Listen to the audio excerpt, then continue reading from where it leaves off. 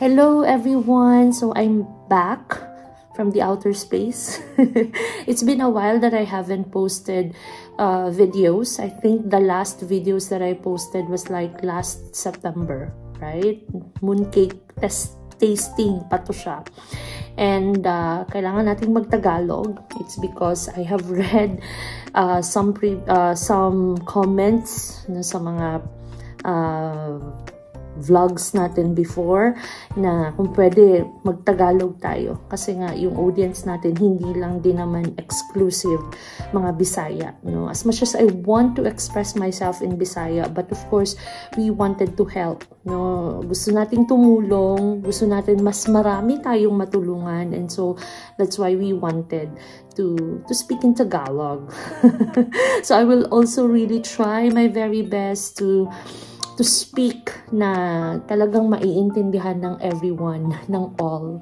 Okay, so well, isa din sa mga request ng content is that magkano ba yung gagastusin kapag direct hired tayo. Okay, so most especially dito sa China. Okay, so well, pag direct hired tayo, maganda siya in a sense na mas maliit yung gagastusin natin. Walang placement fee, so hindi makakaltasan yung sahod natin every month. It's just that dadaan tayo sa butas ng karayom. Kasi nga, mas mahigpit ang government natin when it comes to direct hired. Kasi nga, parang walang magva-vouch para sa atin sa safety ng mga OFW kung hindi tayo dadaan sa mga agencies. So as much as possible, they wanted us to go through agencies. Pero kasi nga, dahil malaki ang kaltas ng mga agency, so medyo maliliit maging maliit yung sahod natin. But kung direct hired, buo natin makukuha ang sahod. And it's just that dadaan talaga tayo sa butas ng karayom. Okay? But maybe I will do that content on another content. Ano ba yan? Okay, so yung focus muna natin sa vlog natin ngayon is how much ang gagastusin, no, when we are hired directly by the school here in China. Okay? So, alright. So, I think napag-discuss natin na what if tapos na tayong nag-go through ng interview, and then fortunately, nakapasa tayo sa kanilang mga standards, no? They gave us an offer. Okay? So, pag once na nakatanggap tayo ng offer and nag-meet yung employer at saka yung employee halfway, no, through signing the contract, meaning you both agree to the contract, na nilalaman ng contract. So that's the time na i-connect ka ni employer sa kanilang HR. Then sa HR na ang gagawa lahat ng paperworks dito sa China. Okay? So, now, patapos ang interview, once na nakilala mo na yung HR, number one na hihingiin sa'yo is yung criminal record, at saka yung mga educational degrees natin. Okay? So, now, dapat yung yung criminal record natin is apostilled na siya kasama ng ating mga educational attainments. Okay?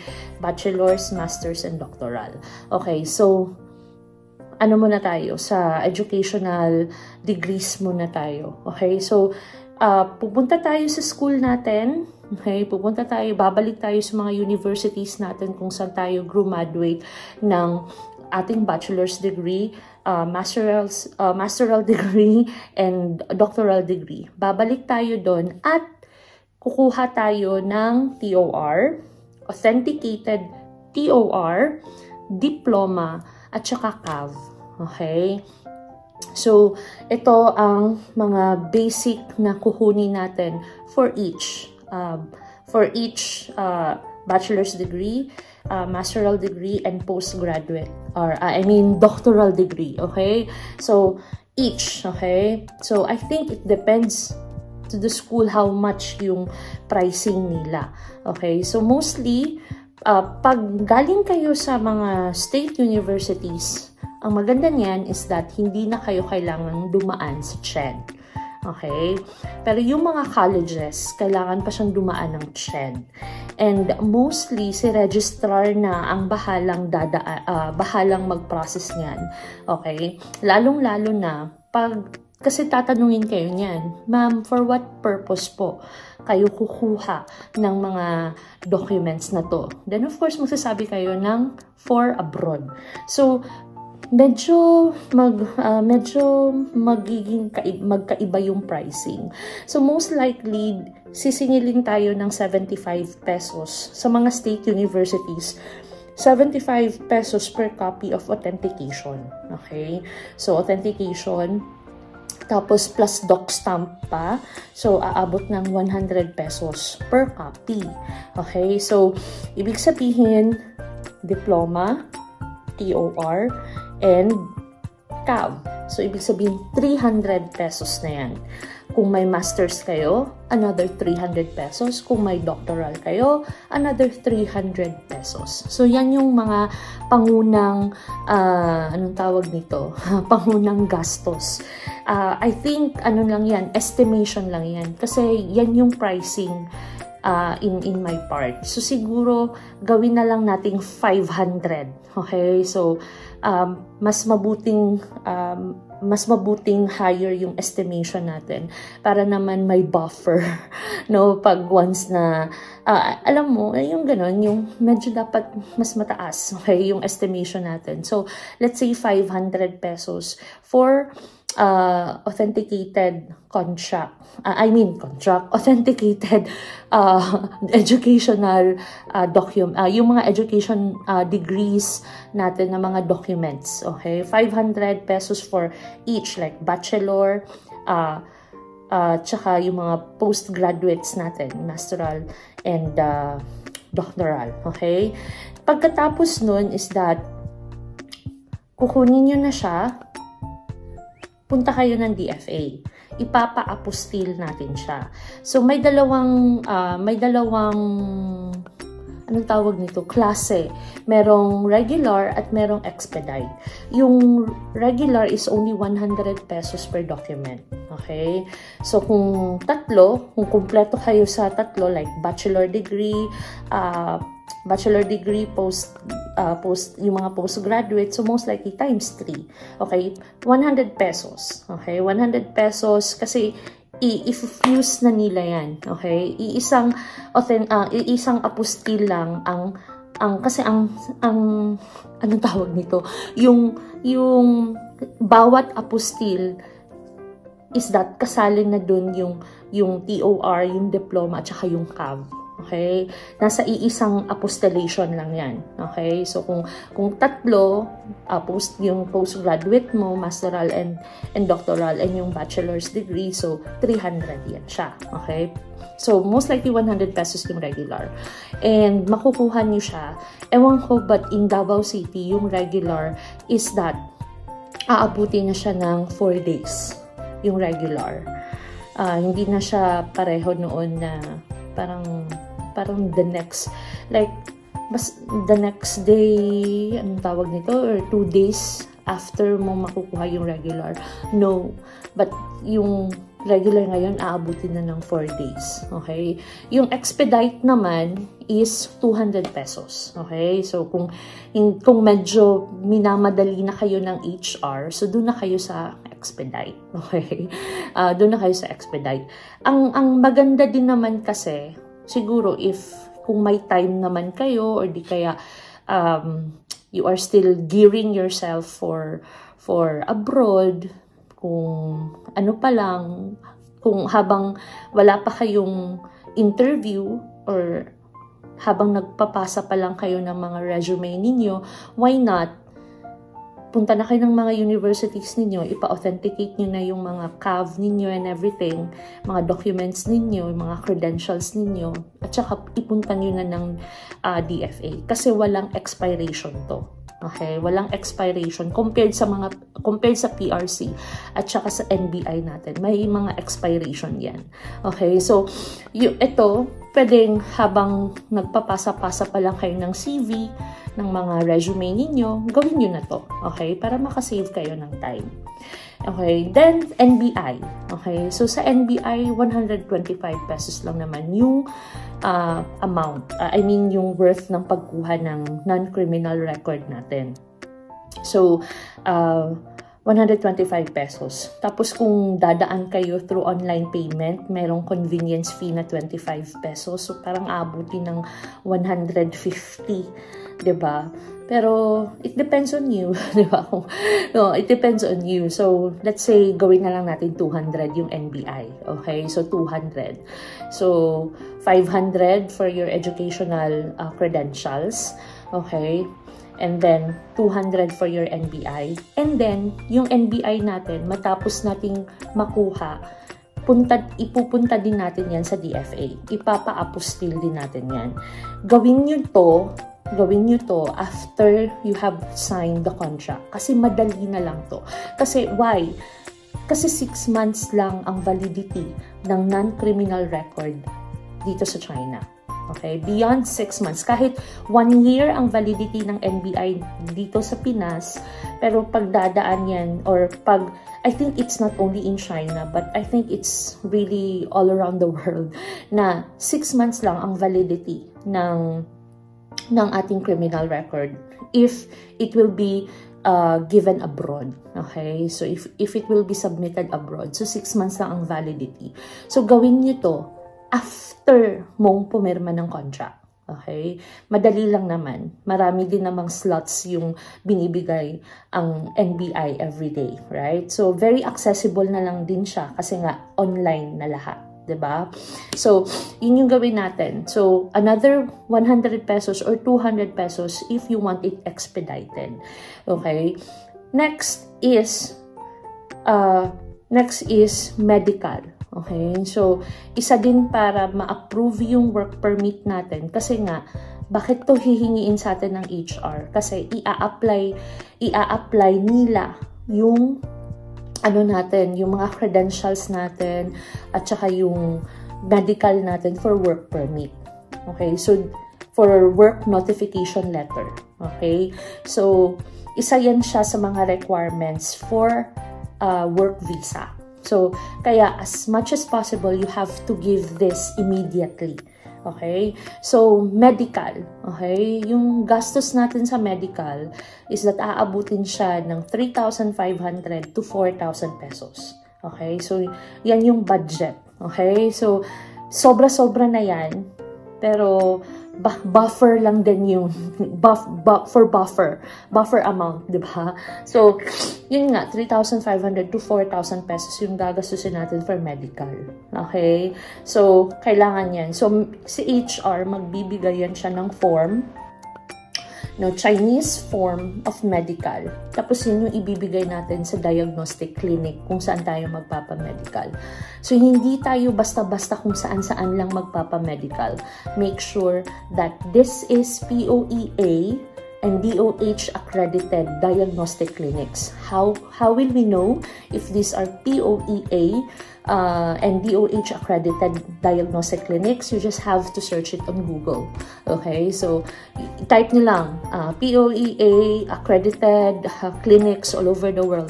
Not all over the world, all over Philippines, kung saan yung pinakamalapit sa inyo. Like, in my case, I'm from Davao. I think there were 9 diagnostic clinics that are accredited by POEA. Okay, so, pili ka lang doon. Saan yung nearest location. So, it depends on your location. So, yeah. So, hindi lang basta-bastang hospital or any clinics. Dapat POEA accredited. So, yung gagastusin natin doon is around 3,500 to 4,000. So, after mong mapasa lahat ng mga yung medical exams, ang importante lang kasi naman na kino-consider ni China is as long as wala tayong contagious na disease like TB, AIDS, hepatitis, wala tayong mga ganun. Pag negative tayo, okay, pasok sa banga. Okay, so, at saka dapat hindi rin preggy. Okay, tayong mga babae. So, ganun. So, pag once na okay yung medical, so ganun. Alright? So, maghihintay tayo ng siguro mga 2 to 4 weeks. Okay, maghihintay tayo. Pag once na natanggap na natin, okay, pag once na natanggap na natin yung anong tawag nito? Pag once na natanggap na natin yung work notification letter from our HR, that's the time that we have to book an appointment sa Chinese Embassy for work visa. So, dapat nakapag-file na kayo ng COVA. It's like you have to, medyo mahaba-haba to. If you will go to Chinese Embassy website and then click niyo yung yung mga visas, and then hanapin niyo yung link for COVA. Medyo mataas-taas yun ng mga details. Ita-type nyo lahat, and you have to be honest. Okay? You have to be honest kung saan talaga kayo nag-work and everything. Okay?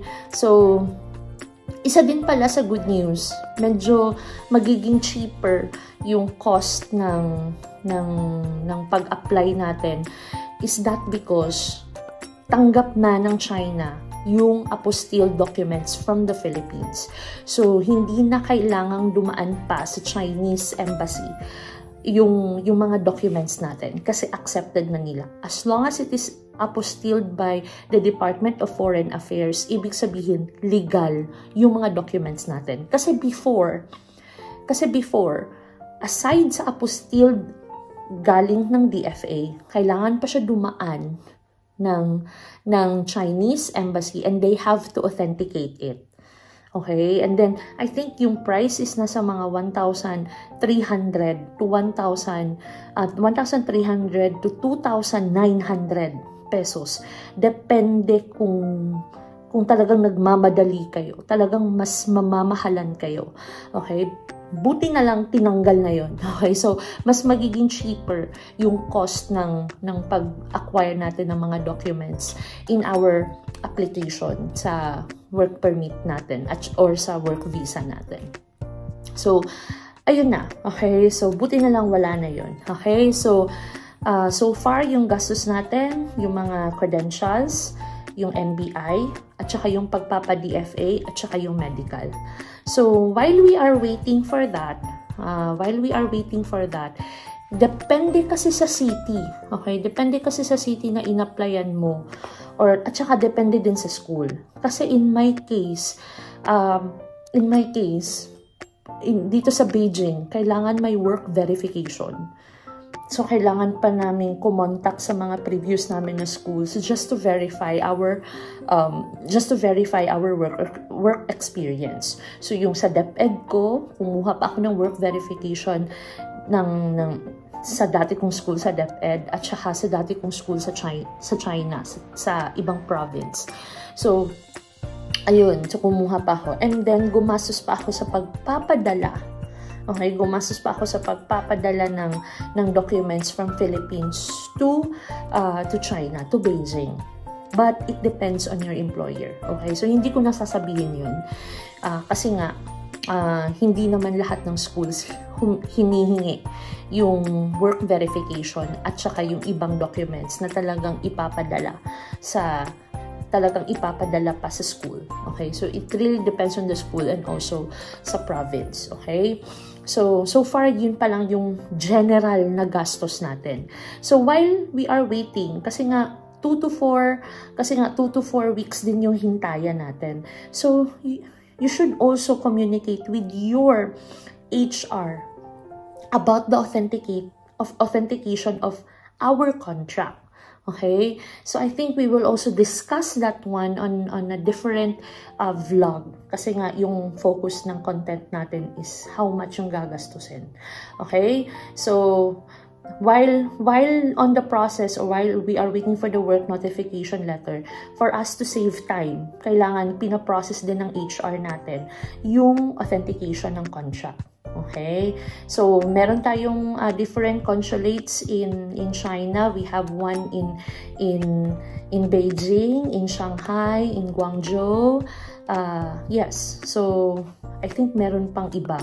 No, but so far, ito pa lang 3 yung alam ko. Okay? So, it really depends kung saan pinakamalapit yung school natin. Dun sila magpupunta na sa consulate na nearest sa province kung saan tayo na-hire. Okay? So, yun na. So, pag once na binigay na sa atin ni HR yung work notification letter, ano lang siya? Document lang siya. Okay? May Chinese version at saka may Chinese version at saka may English version. So, ipiprint natin yan. And then, dapat naka-fill in na tayo ng COVA. So, pag once naka-fill in na tayo ng COVA, kailangan is that, kailangan apply na tayo for appointment. So, AVAS. So, ang AVAS, yan naman yung website, okay, for appointment for work visa. So, magkano ang gagastusin sa work visa? It's only 1,500. Okay? So, it's only 1,500 and after 4 days, makukuha mo na yung work visa mo.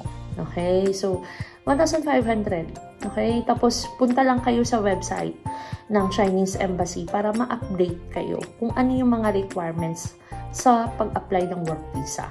So, kasi minsan hinahanapan tayo ng contract, hinahanapan pa ng invitation letter, hinahanapan tayo ng previous employer natin na certification of employment. So, ganun. So, better email, okay, the Chinese Embassy nearest you na ma-update kayo kung ano-ano yung mga documents na kailangan para hindi kayo pabalik-balik. Okay?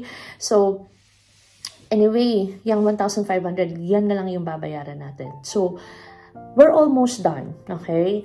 So, after you have applied, okay, for work visa and after you have gotten your work visa, then that's the time na magpapa-POEA na tayo. Okay? So, isa sa mga magagastusan talaga tayo is yung mga requirements ng POEA. Just like what I have mentioned earlier, na talagang dadaan tayo sa butas ng karayom if we are direct hired. Mas marami silang requirements na hinihingi. Kasi nga, walang magva-vouch sa atin whenever we reached in each of our employer. So, kumbaga pa, just for our own safety. Okay? Kaya marami silang hinihingi. So, mostly, we're free. Okay? So, number 1 na hihingiin is yung work visa. Next is authenticated contract. And then, which will be provided by the school. Okay? So, which dapat ipapadala yan ng school sa atin. So, pag once na meron ng authenticated contract plus work visa, then that's the time that we could upload our documents sa POEA na website. Okay, so upload na natin doon. And then yung school profile. So pag merong mga schools na makikita lang natin, meron silang sariling school website. So you can check the school profile there. And yeah, just check the school profile and have it printed. And then you also have to do the sworn statement of job acquisition. Ano ba yun? So, parang magkikwento lang kayo kung paano mo nakuha yung trabaho. Okay? You have to state kung saang website or sino ba ang nag-recommend, kung sa WeChat mo lang nakuha. So, parang nag-storytelling ka lang. And then, pupunta ka sa lawyer, ipapa-notarized mo. So, depende kung how much ang sinilan ng lawyer. In my case, siningil sa akin is 1,000 pesos. And it's unlimited. Okay? So, you can have it like for 5 copies, same price. Okay? So, 1,000 pesos. Okay? So, sa 1,000 pesos, unlimited copies na yan. Okay? So, dapat at least prepare 3 to 4 copies.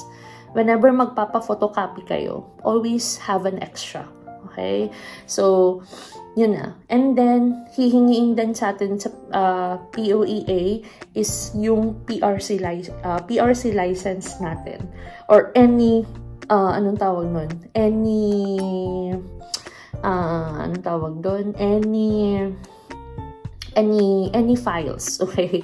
Na nagpapatunay na talagang able tayo makapag-work, okay? So, isa na dun yung PRC license natin. And then, yung mga, yung education credentials natin. So, ipasa natin, i-upload natin yun sa website. And then, yeah. So, yung mga ganun. And then, isa din sa mga hihingiin sa atin is yung insurance, repatriation insurance. Kahit naka-indicate naman sa contract yung repatriation, pero minsan hihingan pa tayo. So, merong Prudential Life. You can find it online. Basta as long as may repatriation na insurance. So, in my case, depende sa number of months or number of months na employed ka, which is naka-indicate sa contract mo. So, like say for example, 12 months. So, yung hihingin sa'yo is nasa mga 1,800 to 2,000 pesos. Okay? So, I don't know kung how much na ngayon. Okay? So far, 1,800 to 2,000 pesos yung hihingin nila for the insurance. Okay? I know na, as what I have said, mas mabuti pa na magdadagdag tayo ng 50%, okay, sa lahat ng mga pricing na binigay ko. Just na for buffer lang, okay? So, anong tawag dun? Yung parang may extra, kumbaga, hindi tayo magiging gipit during the time of process ng ating mga documents. Okay, so, ayun na. So, tapos yung PRC natin pala, dapat DFA apostille din pala. Okay, so pupunta tayo ng PRC, ipapa-authenticate natin. So I think 75 pesos din yung pagpapa-authenticate ng ating PRC license. And then PRC license at saka yung certificate of rating, ipapa-authenticate na lang din natin. And then pag sinabi natin ipapa-apostille natin, isisil nila yan. Okay, i-require tayo ng long brown envelope, tapos papepermahan nila sa atin, isisil nila yung envelope, and then si DFA na ang mag-o-open. So once again, another 100 pesos or 200 pesos yung gagastusin natin for apostillation of our PRC. So pag once na napasa na natin ang lahat-lahat, okay, phase 2 na tayo. So yung sa phase 2 naman, hindi na masyadong maraming documents na hihingiin, kundi dyan hihingiin yung medical natin. So, since nagpa-medical na tayo, during the process of our work permit, yun na din yung ipapasa natin sa POEA. Okay? So, remember, ang validity lang ng ating POEA na medical is 3 months. Okay? So, make sure that in a span of 3 months, na ipasa mo rin siya sa POEA. Okay? So, pasa mo siya sa POEA, yung medical mo, and then magpipidos ka na, lahat is free na yan. Now, bago ka mabibigyan ng OEC, okay, Overseas Employment, parang clearance yung C. So, magbabayad ka ng OWA membership. Okay? Yung OWA membership nasa $100 something.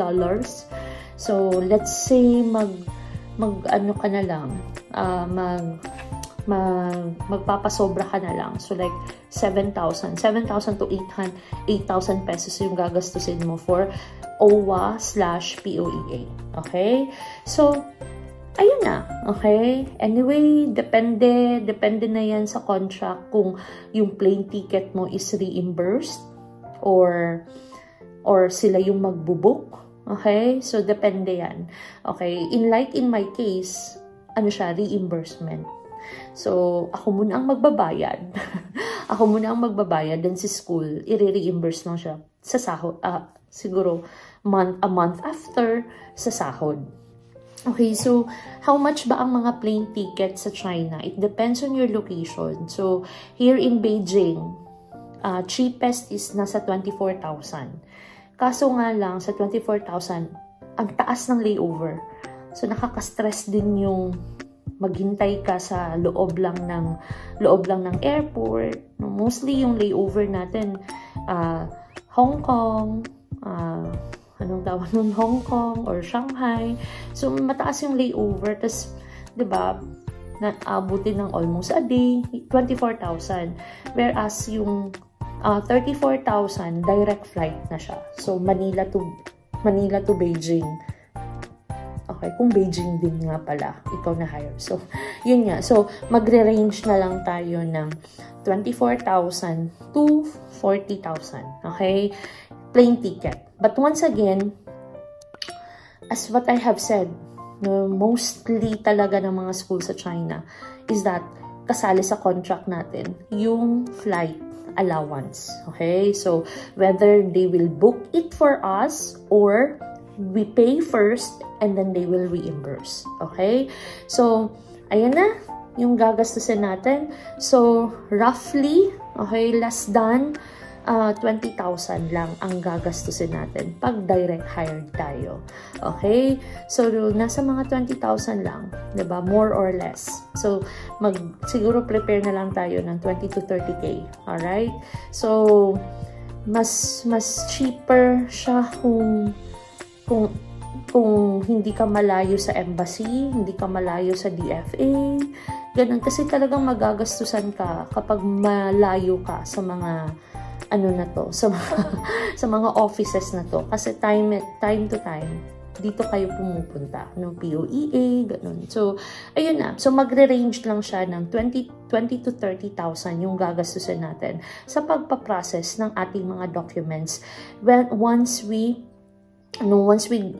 received an offer. Okay? So, ayun na. Okay? So, I think this will be for now, and I hope that once again, my vlog will be a good help sa lahat ng mga nag-a-aspire na mag-abroad dito sa China. Okay? So, see you soon here, and good luck sa paghahanap natin ng job. And I'm really looking forward na sana lahat ng mga nakapanood ng vlog ko is sana naman talagang makapaghanap ng employer. Okay? So, I welcome you all here in China, and I hope that we could meet. Okay? So, nasa Beijing lang ako. Okay, anyway, so much for that. Good night, good morning, good afternoon. Bye-bye, and see you on my next vlog.